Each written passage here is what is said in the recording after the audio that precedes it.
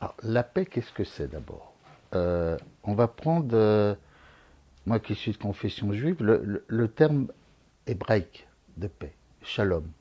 On dit bonjour, shalom, mais on pense que c'est la paix. Mais le vrai terme, ça ne veut pas dire la paix.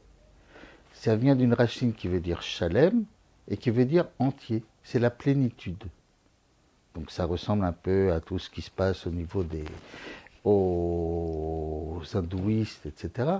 Donc la paix, c'est d'abord être en pleine plénitude avec soi-même. Et pour être en pleine plénitude avec soi-même, il faut se connaître.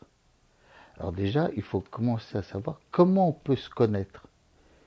C'est pas en prenant un bouquin ou en se regardant dans une glace, non. On se connaît par rapport aux autres. Les Grecs disaient toujours que lorsqu'on regarde une personne, la personne est notre miroir. Et c'est souvent ce qui se passe quand on regarde un tableau. Donc, lorsqu'on regarde les autres et on voit comment ces personnes nous regardent, on va se connaître. Mais, on va aller plus loin. L'important, faut d'abord, pour regarder l'autre, il faut le comprendre. Il faut essayer de s'avancer vers lui. Et pour le comprendre, il faut apprendre sur lui, il faut poser des questions, il faut être ouvert. Et l'autre aussi doit être ouvert vers moi. Donc, il n'y a que comme ça qu'on arrive à la paix.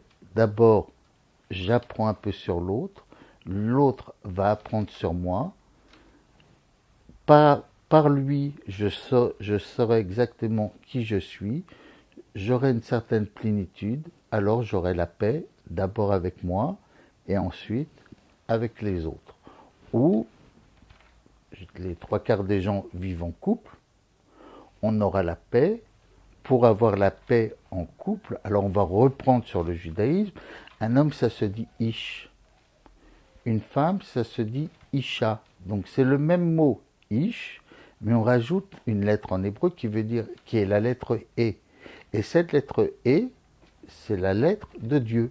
Donc c'est homme, femme en même temps, il y a l'esprit de Dieu. Et si on enlève une lettre au mot homme, ish, ça devient esh, le feu. Donc, il faut d'abord bien se connaître, bien s'aimer, aimer son prochain, sa femme, ou pour un couple homosexuel, son mari, et après, on va vers l'autre. Parce que si on veut faire la paix et on n'a pas de paix intérieure, on ne peut pas demander à l'autre de faire la paix avec vous, avec nous. Si déjà on arrive, on est énervé, on ne sait pas ce qu'on veut, on n'a pas une paix intérieure, comment on peut demander à l'autre de faire la paix? Voilà. Donc pour la paix, on commence par la paix pour soi-même. Mon souhait de paix, alors bien sûr comme tout le monde, il y a un souhait de paix général dans le monde. On veut qu'il y ait une paix mondiale, on veut que les gens, qu'il n'y ait plus de guerre. Mais d'abord, mon souhait, c'est que on fasse la paix avec son voisin. Que chacun fasse la paix avec son voisin. Alors comment on peut faire ce souhait de paix? Comment on peut le souhaiter? On peut faire la paix avec son voisin si le voisin est heureux. Si une personne est heureuse, elle va faire la paix. Donc moi, mon voisin, rien qu'en lui disant bonjour, en demandant des nouvelles de lui, en m'intéressant à lui, il va être heureux. Et moi, je vais être heureux s'il s'intéresse à moi.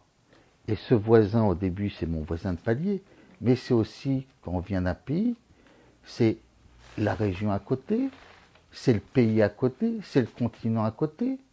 Et on revient à ce qu'on disait tout à l'heure, mon souhait de paix, c'est quoi? C'est qu'on apprenne sur l'autre pour que l'autre se sente un peu important, que aux yeux de l'autre, qui sente qu'à mes yeux, il est important, il est mon égal, donc il va être heureux. S'il fait la même chose avec moi, je serai heureux. Donc, on pourra parler, on pourra faire la paix, et ça va être ça, c'est ça mon souhait de paix. Donc, on apprenne un peu sur l'autre.